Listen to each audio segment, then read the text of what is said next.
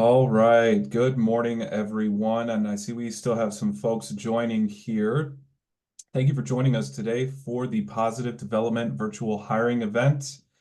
Just a few things that we want to go ahead and cover here today before we kick things off officially.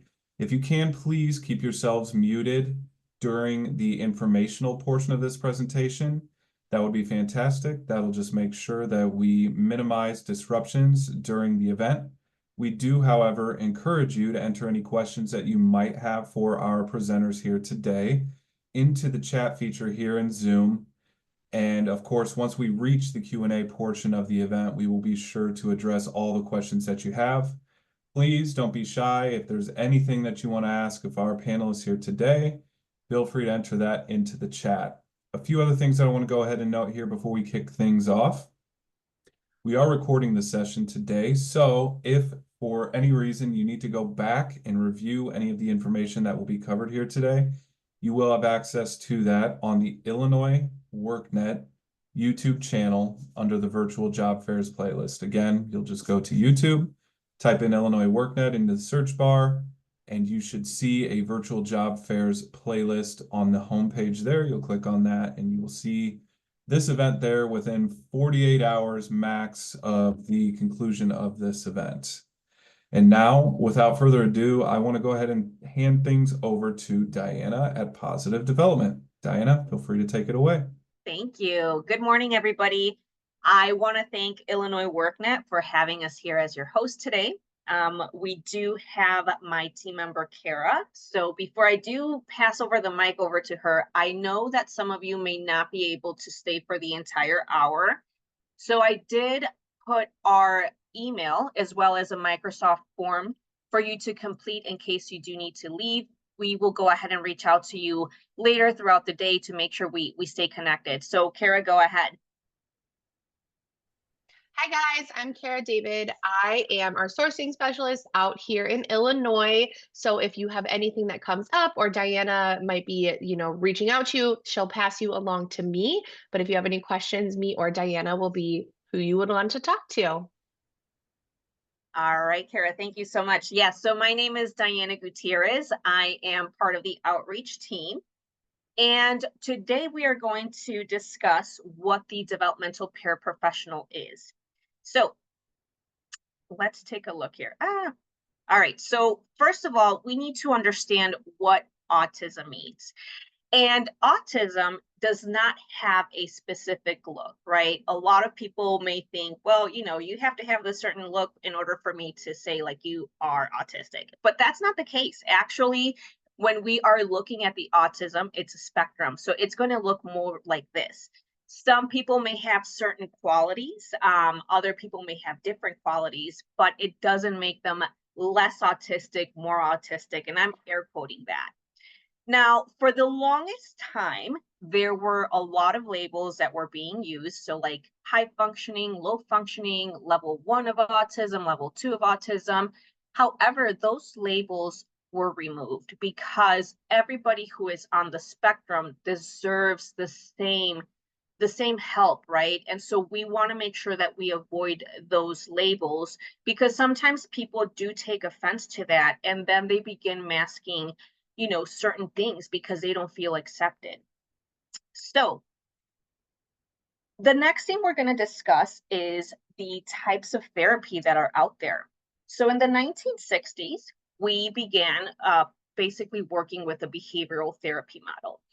And what that really focused on is removing bad behaviors, and I'm air quoting this, the bad behaviors, and replacing them with good behaviors. Mainly what they're trying to focus is having the client fit in society. However, in the 1980s, the developmental therapy came about, and it's mostly focused on having the clients lead the therapy through play sessions, meaning that the client is going to pull you into their creative world and show you what they really want to do, how do they want to communicate, and all that stuff. So both of them are evidence-based, and now the insurances are approving both to the point that even Medicaid has basically adopted this therapy model as well. So what is positive development? So positive development is a new model of care, and we are going to discuss the therapy model. So we are looking at the DIRB model, which means that the client is going to basically have to have a strong connection with us to make sure that they are developing at their own speed, right? So we don't want to pressure the client to do anything. The client should feel comfortable to begin working on things that they may want to. So we do not want to, again, put any pressure. We do not want to stress them out. This is a very positive therapy model that we provide. So we're looking at what are the client's strengths, what are their challenges, and then that way we begin to meet the client where they're at, so then we can connect with them. So what is the developmental paraprofessional? Now, obviously, right, we want to make sure we're discussing all of this information because sometimes, bear with me one second. So sometimes, right, we are looking at what is paraprofessional and all that stuff. So this is what we're here to do to clarify. So you are going to be working just with one client. We do serve ages between 1.5 years to 21 years of age. And this is going to be an in-home therapy setting. Again, the therapy model we provide is DIRB, which means we need to create an inviting space for the client. We need to observe and listen to the client. And we need to resist the urge of directing the client. So sometimes, we feel that the client is doing something, opposite of what we're used to, and we want to go ahead and show them how to do it. But we want the client to do it at their comfort zone. The other thing we need to focus on is asking open-ended questions. We want to make sure that, we are connecting with the client. And so opening up those questions allows the client to kind of like, for us to understand what are they thinking. And we also want to celebrate their choices. If they have a boundary, we need to respect that. It's very important for us to do that. So let's talk about the training. So the training is going to be about 3 weeks. It's done online, it's self-paced, you get paid for the training. The training does cover from what autism is to strategies, how to connect with your clients, and how to set your own boundaries when it comes to working with clients. Now, the 3-week training is about 27 hours, and you will be paid at $20 per hour. Every Friday for the 3 weeks that you are doing this training, you will be joining a mandatory cohort meeting with our team. This meeting is to make sure that you are understanding what you're learning. If you have any questions or if you want to go over anything, about the modules and quizzes that you learned, we want to make sure that we're there for you. So why is this job awesome? All right. So positive development, again, it's focused in a very positive way. So when you are basically done with your training, we are then going to ask you to be matched with a client, right? So we need to know what your zip code is. We want to keep you as close as possible to the location where you're at, but we also want to know what your schedule looks like. So our schedule's Monday through Sunday from 8 a.m. to 8 p.m. And again, the schedule's so flexible. You get to tell us the days and times you are available to work. And the family does get approved between 6 to 10 hours per week. Now, these sessions can last up to 2 hours, and the pay rate for this is 20 to 26. This pay rate really depends on your experience, level of education, certificates, such as CPR, BLS, first aid, and all that good stuff. So, fun little fact, I recently obtained a CPR certificate through a fire department, and it was for free. So if you guys are looking to get these certificates, again, they are not mandatory, but they're definitely recommended. So if you Google your closest hospital, perhaps even, like your library, anything like that, they will connect you with places that you can get these certificates for free or sometimes for very cheap. So something for you to look into that. So what are the perks about this position?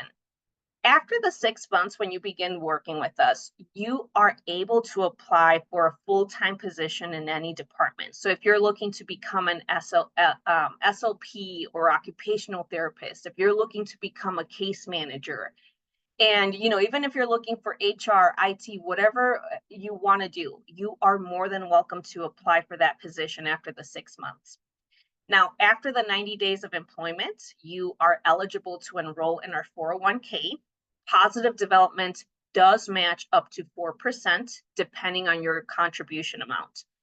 You will be fully vested after the 90 days, so that's something I always make sure that you guys take advantage of. The other thing is the employee referral program. So you are able to refer as many people as you can. After their 90 days of employment, you can receive up to $500. The other thing too is that if you say that you want to work with multiple clients, right? We do need to make sure that is a possibility, but we do need to make sure that you have more of an open availability and you're willing to drive a little bit further. So we are looking then into mileage reimbursement, which, if you are driving from client A to client B, those are going to be the miles that you will be reimbursed up to 20 miles. Obviously, the toll reimbursement will also be paid back to you. So what are the requirements for this position? We are looking for individuals who have at least 1 year of experience working with 21 and under. So sometimes people think, well, I don't have, the experience to work in this field, right? I haven't worked with individuals who are on the spectrum.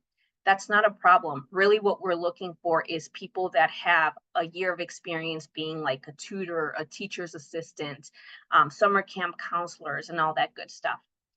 The other thing that you do have to have is going to be a GED or a high school diploma, and you do need to be at least 18 years of age. You have to have either your driver's license or a state ID, and you do need to have either a vehicle or access to public transportation. Now, it is not a requirement for you to have your driver's license or your personal vehicle.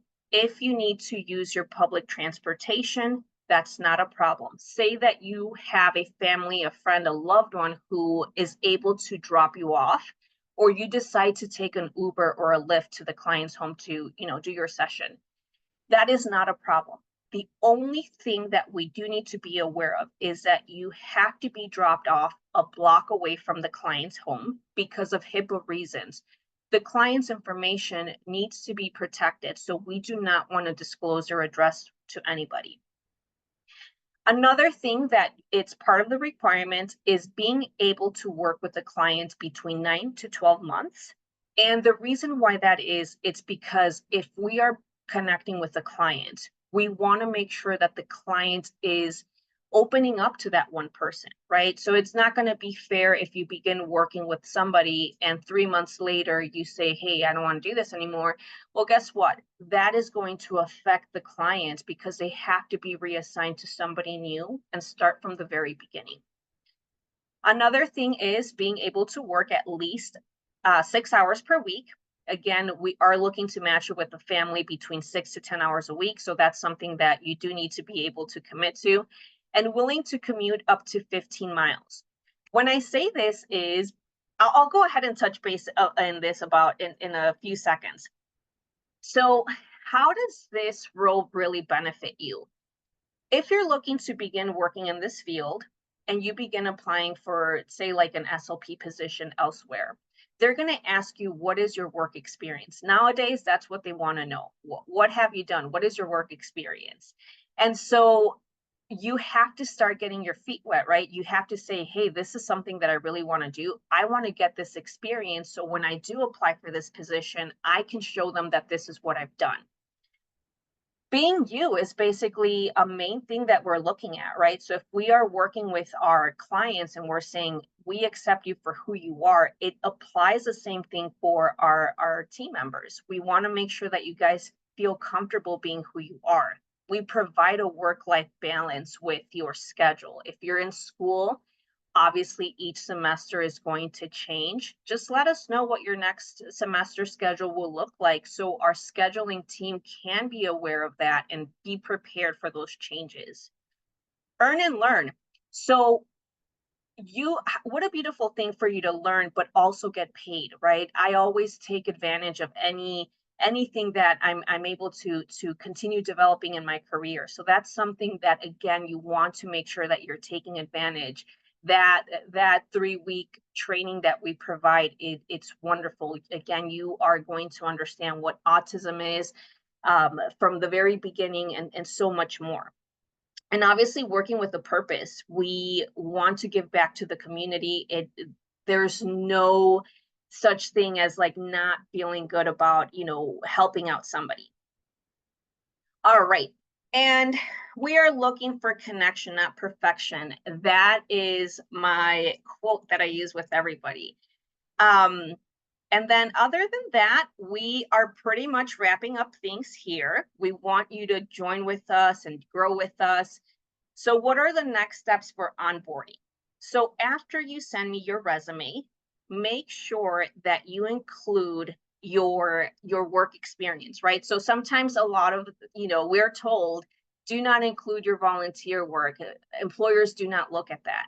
For this position, that's something that we want to look at. So even if you don't have it in your resume, you can just go ahead and shoot me an email letting me know that, for the last 6 months, you've been doing summer camp counseling, or you were a teacher's assistant for a whole year. All of that information is important for us to understand. Then we'll go ahead and hop on a call to make sure you have all of the data that you need to say, yeah, this is something that I really want to do. But we're also going to be collecting your information, right? I need to know, what age groups do you prefer working with? If you have any fear of any pets, any allergies that we should be aware of, all of that will be discussed when you do meet with me. When we are done with that call, what we're going to do is then send your information over to our recruiting team. And the information that I take down is very important because they will have an idea of the type of client that you're going to be working with. So again, the recruiters are going to be the ones doing that formal interview. And let's take a look. Give me 1 second. All right. So Positive Development has grown. We are serving now 8 different states with 23 different locations. So we invite you to be part of our team and continue growing with us.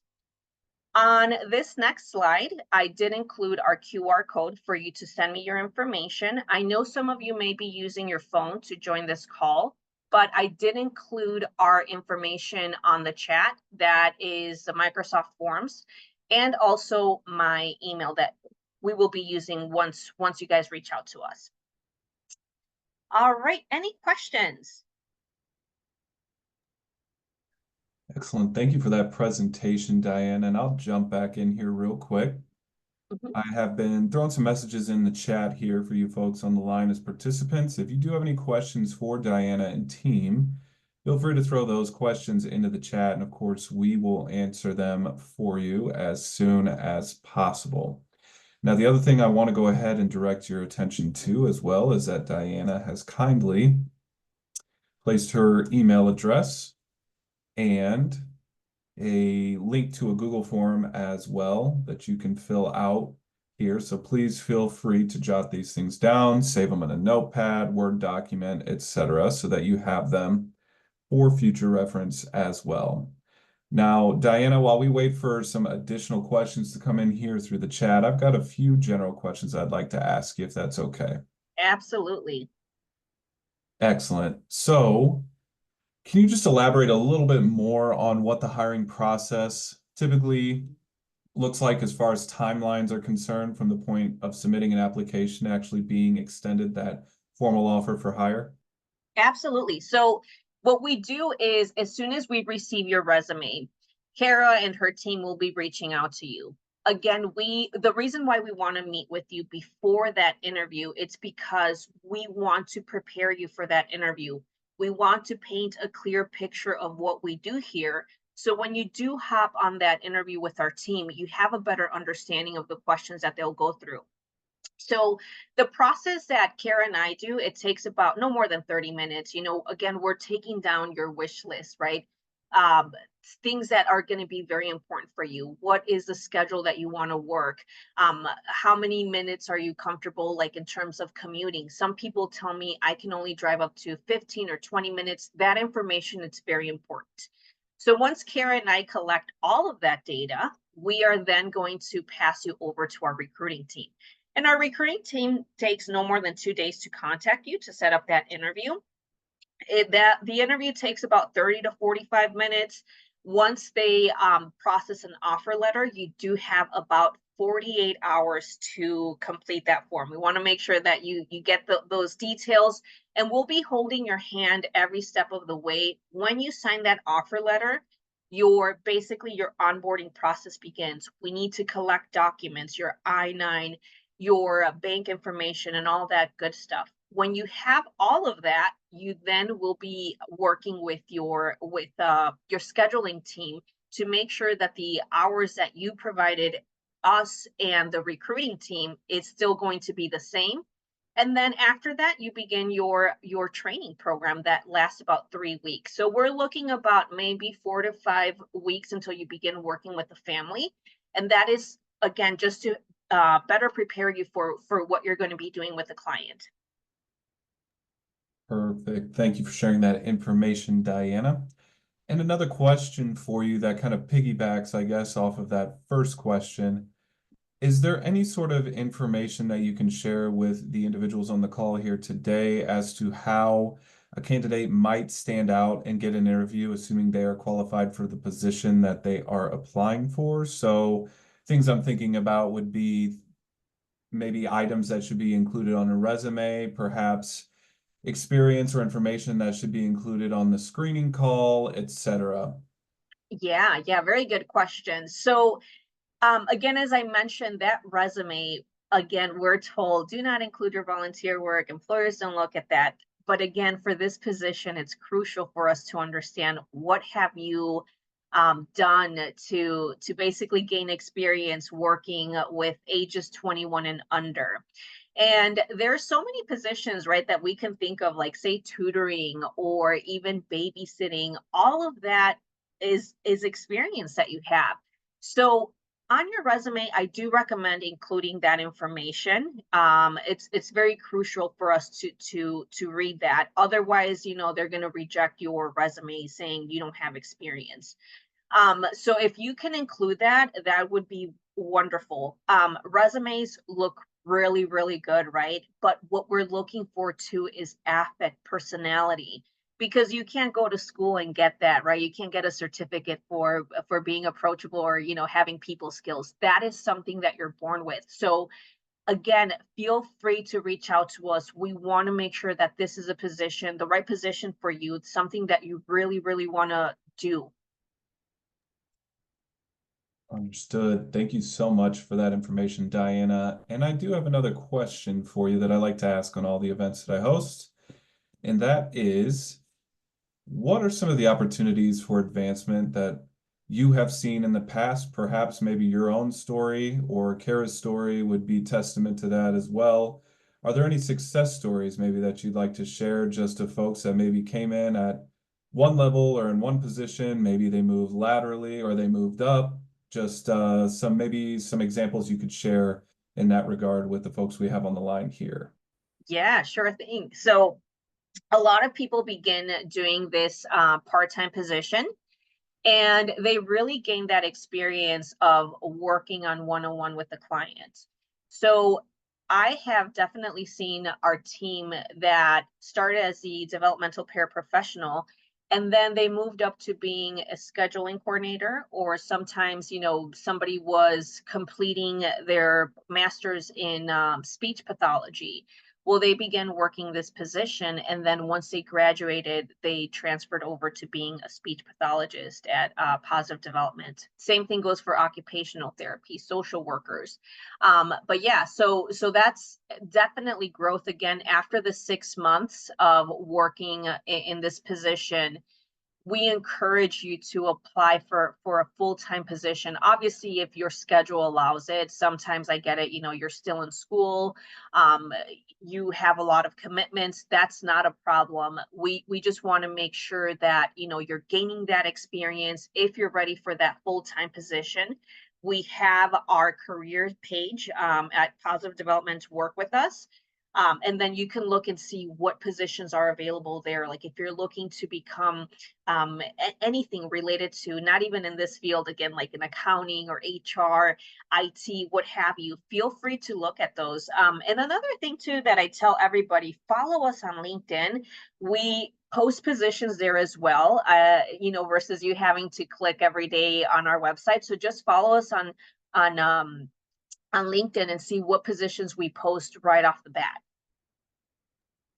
Excellent. Thank you so much for that, Diana. And then another question that I'd like to go ahead and ask too would be, how often would you say that new jobs are posted? So the reason I ask this is sometimes folks maybe aren't ready to apply quite yet. They're still in the process of getting that resume together. Perhaps they are tying up some loose ends with their jobs or, particular living situation or things of that nature. How often would you say that new positions in, let's say, the paraprofessional development position, or professional position, excuse me, that you covered here today, how often would you say that those positions tend to come up?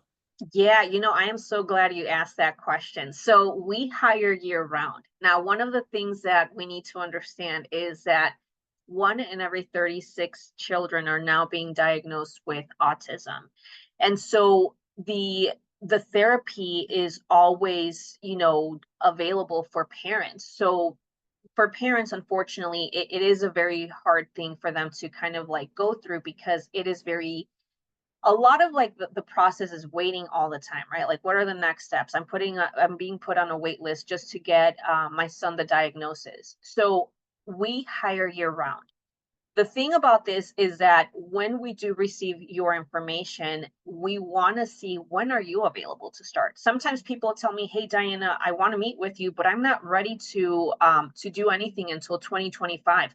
That's good. You can meet with us and we can discuss on some things that would benefit you to start in this position. Again, like perhaps gaining a little bit more experience, or perhaps obtaining certain certificates. Those things are something that I always encourage everybody to meet with us, because the more time you have, the better, I guess, like the better chance of you applying for this position will be. So yeah. Got it. So I would say then, would it be fair to say, Diana, that the key takeaway here might be that folks shouldn't shy away from reaching out to yourself or Kara as far as asking questions, being proactive, etc. Is that fair to say? Yeah, absolutely. Absolutely. We meet with everybody. We want to make sure that you understand everything that we're doing.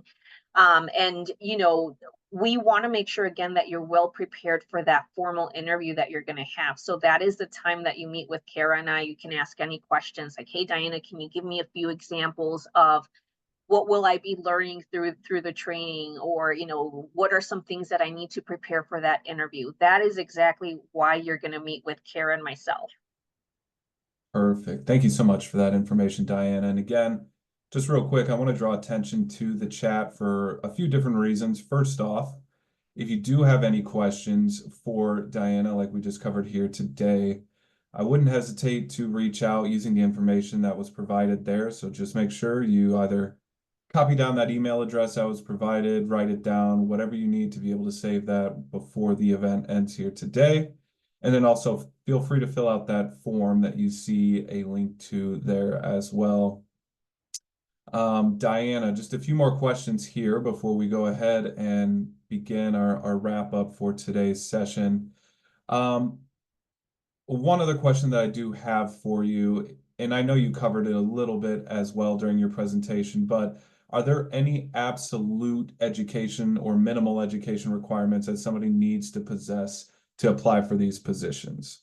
Yeah, yeah, good question. So your GED or your high school diploma, sometimes people even think like, "Well, I'm a freshman in college. I don't think I can apply for this position." No, as long as you have that GED and the high school diploma, you can go ahead and apply. Every time I meet with somebody, I meet them, they're in their bachelor's, they're on their associates, or, they're completing their master's. And I know all of this can be very intense. So having a part-time position like this is wonderful. We work around that schedule that you give us. So yeah, wherever you're at, as long as you have that GED, your high school diploma, and you're at least 18 years of age, you are more than welcome to apply. Excellent. Thank you so much, Diana. And I want to go ahead here before I ask my final question. I just want to go ahead and say, if you do have any questions for the positive development team, now would be the opportune moment to ask. Feel free to throw any questions that you do have into the chat. Diana, last question that I have for you, and I know you did cover it briefly here as well, but we did have some folks join the session a little bit later. So I would assume that for new hires, individuals that are being onboarded, those folks, are they paid for the time in which they're being trained? Yes, yes. So the minute you begin your training, it's 3 weeks, and we break them down into week 1, week 2, week 3.